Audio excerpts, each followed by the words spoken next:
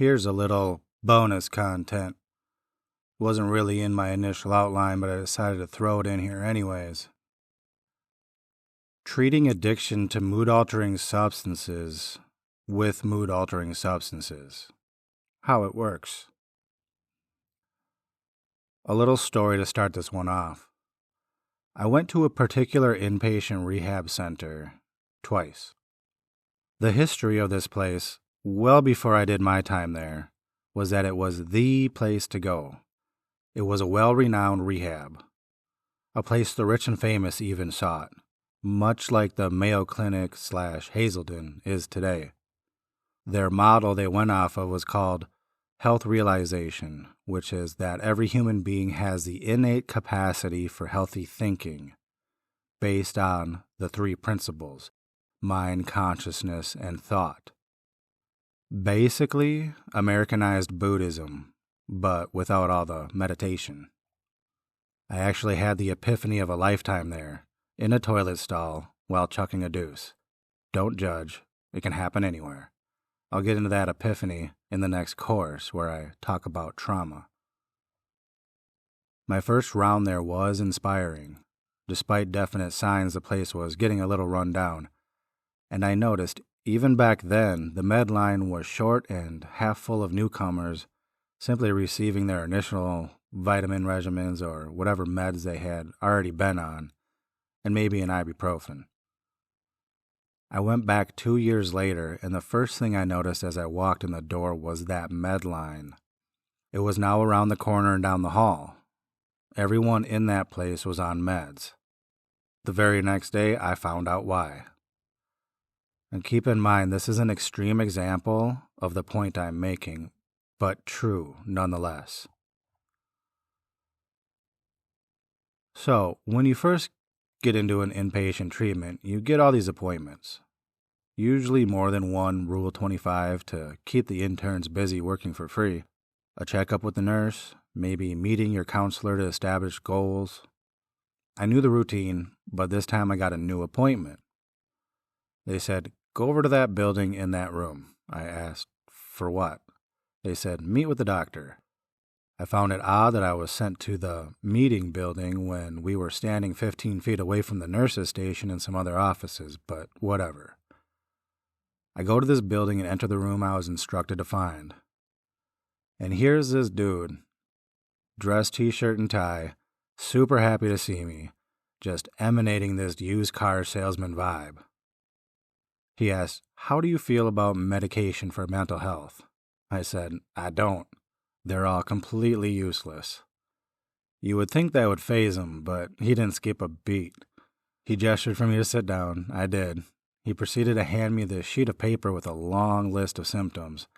They weren't even in list format, just a big block paragraph of completely random symptoms. He says, "Just circle the ones if you've ever had them." I asked, "You mean like in the last few months?" He answers, "Just if you've ever had them." Okie dokie. I circle a few I had experienced over the last year, split the difference. I recall many of the symptoms were obviously from me binge drinking and detoxing. When done, he glanced at the paper and started listing the drugs he could get me. No other questions or inquiries, no nothing. He just went straight into dealing. This guy had his script and catchphrases down packed. People do great on this or that. It will change your life. I was literally being pressured to get these drugs like I was some high schooler with a pocket full of money at a crack house. I ultimately denied all his offers. In case someone didn't know, anything a doctor suggests you take is only an offer.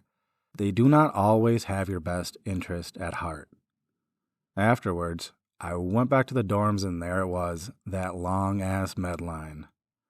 And the entire time I stayed at this place, from the drunks to the meth heads, nobody seemed to be getting much better. People were nodding in group, and not just because they're tired. Nobody was even paying attention to any of the information, no breakthroughs. Many were graduating and coming back within a week. You could even see it on the faces of the counselors. They had just lost all hope and were just getting their paycheck. And there were other factors that went into this situation, like the amount of court-ordered residents and so on, but I won't get into that right now. I should clarify that I am all for emergency medicine, which is the type of medicine the Western modality excels at. If you get stabbed or shot, Western medical attention is what you want. Vitamins, essential oils, and a mudra just won't quite cut it. I'm all for the medicine that is used during a detox and withdrawal phase of sobriety, especially if you haven't learned any of the natural tactics to do it safely, and surely you will not be taught those by a doctor. But after that, getting an addict physically and psychically stabilized with drugs and sending them off until the therapy loses its effectiveness is not the way. But that's just my opinion. Here's the deal. Antidepressants, anti-anxiety, stimulants, antipsychotics, mood stabilizers, and hypnotics are all mood-altering substances. All of them. The proliferation of people getting on these drugs while in treatment only proves my earlier points about nobody teaching addicts about addiction. Because without understanding and practicing the concepts I have already explained, a mood-altering substance must be prescribed to manage the symptoms of addiction to mood-altering substances. And they are all neurotoxic, which means they are all poisons that can cross the blood-brain barrier. I will say the quiet part out loud. The medical industry has found a way to sell mood-altering substances to those who come to them for help with their addiction to mood-altering substances, but without the desired effect. Nothing wrong with that setup. The premise of this practice is said to be temporary while they are trying to learn a new way, while continuing the old way. They were already taking drugs and bitching to people about their life, but the medical community says, hey, you can do the same thing with our professionals. I think they describe it as a less hazardous replacement therapy. Oh wait, that's not it. Balancing brain chemistry. Let's talk a little bit about brain chemistry. It's always trying to balance itself out. Always. Never stops. On its own. That's how we are all designed. If it is allowed to do what it was designed to do, it will level out and that person can operate in a reasonably happy state and enjoy the moments when they arise. I can't believe I need to break it down this way. But then again, once upon a time, I too was emotionally retarded, which is why I even know what I'm describing. Here's a list of some things that affect brain chemistry. Stepping on a Lego, having a clean and organized home, hugs, getting punched in the face, sunsets, cold winters, horror movies, poetry, bills, hope, eating Doritos and hot dogs every day, exercising every day, social media, mainstream media, right-left brain dominance, faith and beliefs, prayer and meditation. Our brain chemistry adjusts to anything and everything. Brain chemistry is one of the most impermanent things about us. The problem is, everyone knows it's far easier to get an addict to take a drug than to adjust any of these other things. Which would be fine, for a time, if these potions actually worked. Let me say again, I am a supporter of using drugs to get off drugs in the beginning. The dry out stage. First week or two. But not using drugs to stay off drugs. While there are many natural remedies that are equally effective for the symptoms of the initial detox period, see book section of the webpage, simply-sober.com. If someone is starting at -10 on the scale of health and knowledge, some medical intervention is the safer and more humane way to go. There are quite a few detoxes I would have never followed through with without the assistance. But for whatever reason, the ongoing script for chemical imbalances in the brain is blamed in large on genetics. A genetic weak link. Nothing you can do about it but take a drug. We all have a genetic weak link for something. But don't blame it on the link. Blame it on whatever is pulling the chain. That was like a bunch of metaphors. That is the force that breaks the link. Quit trying to mend the link with some preschooler's Elmer's glue stick and go kick whatever is pulling the chain in the nuts. 9.5 times out of 10, the link will mend itself. The weak links pop up when that individual is weakened as a whole. Then the weak link shows itself as whatever ailment you get. Example, drinking tons of soda. You will either get osteoporosis from the carbonation or diabetes from the high-octane sugars. It just depends on which link is weaker. All healthy people have weak links, but they've designed their daily in such a way that the pull on the chain is lighter. Unfortunately, medicinal institutions don't sell this type of product or service. Here's where it gets weird. Medications, pills, are chemicals. They are elixirs, potions. Potions are witchcraft. The place where you get your potions is called a pharmacy. The word pharmacy comes from the Greek word pharmakia, which is defined in Thayer's Greek lexicon as 1.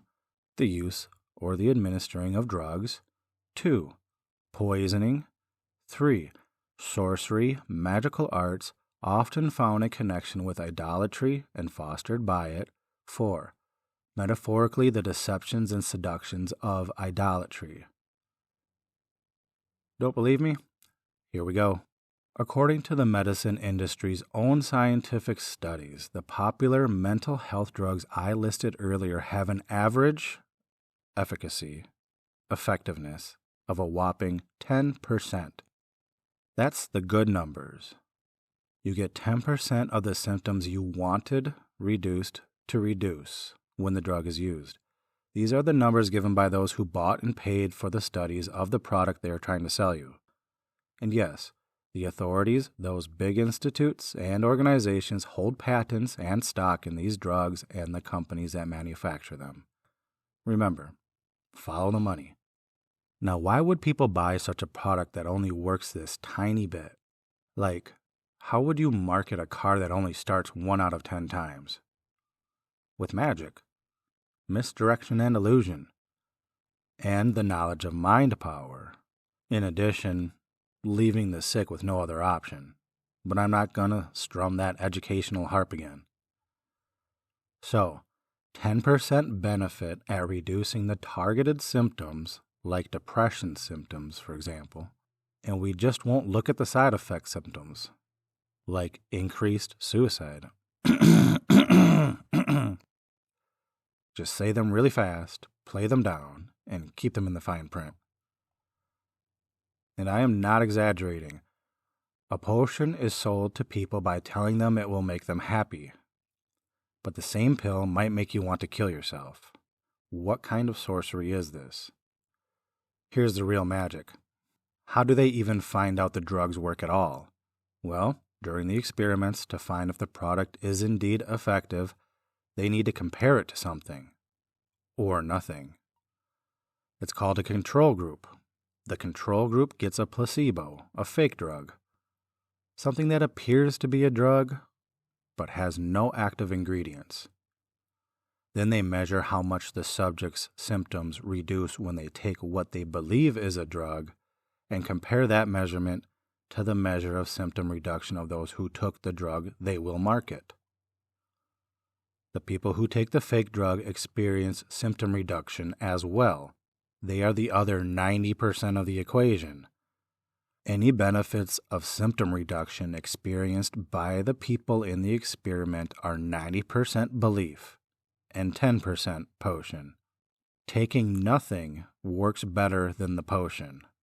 Wow. It gets better. There have been many of these placebo experiments. Interruption.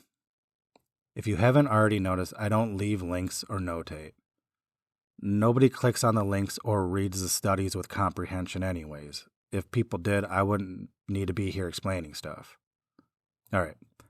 Studies have shown that the effectiveness of the placebo changes with the shape and color of the fake pill. It works well with an average aspirin-sized white placebo pill. Even better with a larger placebo pill. Better yet with a colored placebo pill. Better than that when the pill is in capsule form, and when the placebo is delivered via injection, the rate of symptom reduction rockets past all. These studies also found that customer service and the verbally prescribed outlook of the treatment prognosis from the person in the white coat with that talismanic pin of two snakes twisting themselves up a staff on it drastically affects the effectiveness of the fake treatment, good or bad. The subject can be told which way it will go, and that's the way it most likely goes, statistically. In this matter, placebo effect means that most of the benefits received from a medicine are a direct result from the belief that it works. But it's not simply belief in a pill. It's the whole process, the theater of it all.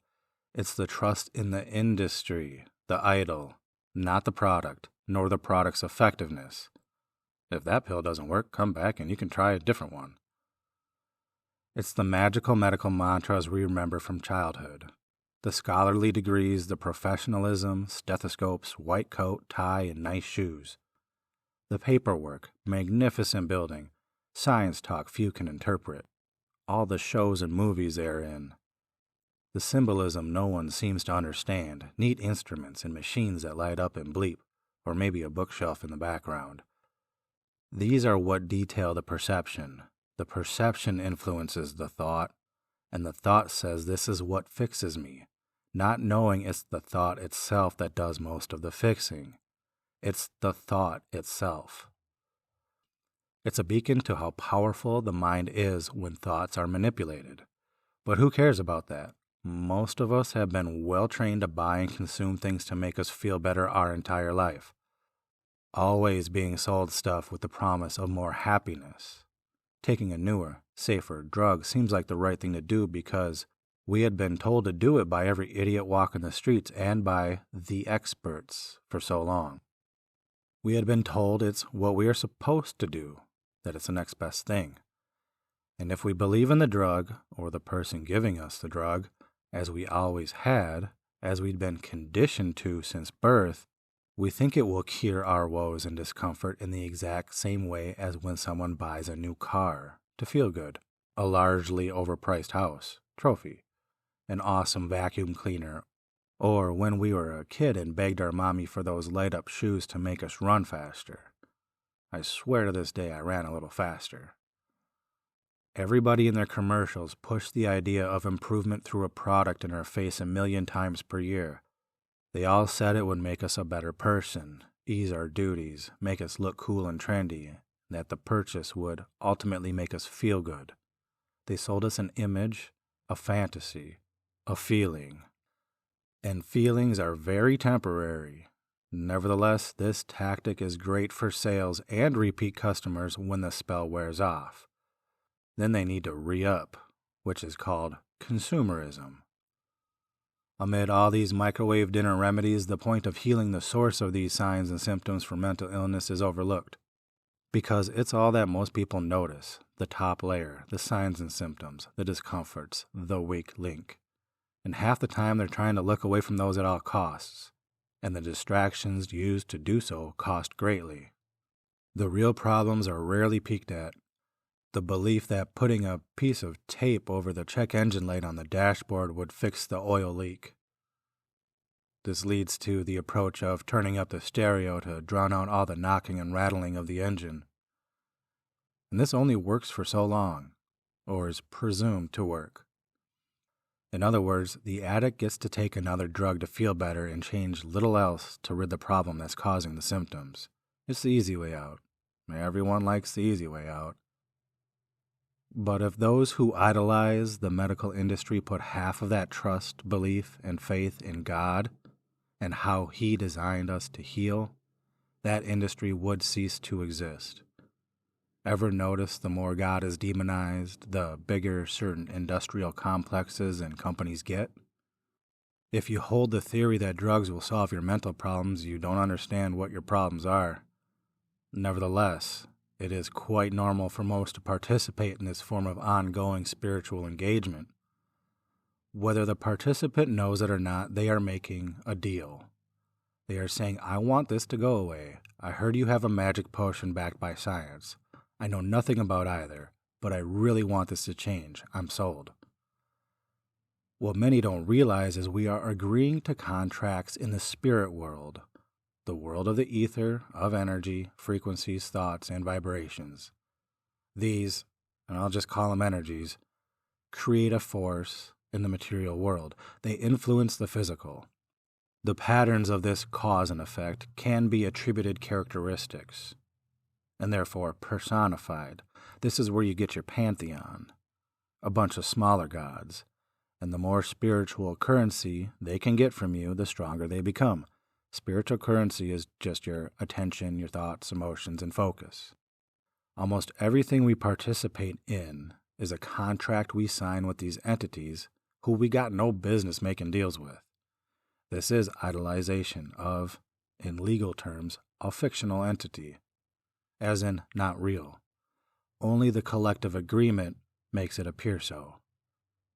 The problem is, we think it's all a matter of tangible science, which I find funny because I love science enough to understand it's just a way to describe what manifests from the unseen world. What is happening when it comes to the placebo and potion paradox is that there is a high demand for a wish of effect, and a spell is sold and cast from the idol onto the one who wishes. But we are warned against this in a certain holy book, because this magic is nothing new, and it does have consequences. The industry I am speaking about tries to cut their ties from this karma by saying they divulge all of the risks. But who's going to know? My main point here is the fight between good and evil is fought on the battlefield of the mind, and thus far, the opposition is like a horde of Vikings, and the addict in recovery has been taught nothing more than how to knit a sweater to keep them warm and cozy. You need to understand your enemy. Otherwise, your enemy will have you thinking that you are your own worst enemy, and that they can help you fight yourself. With no exaggeration, that's the level of sorcery we are dealing with.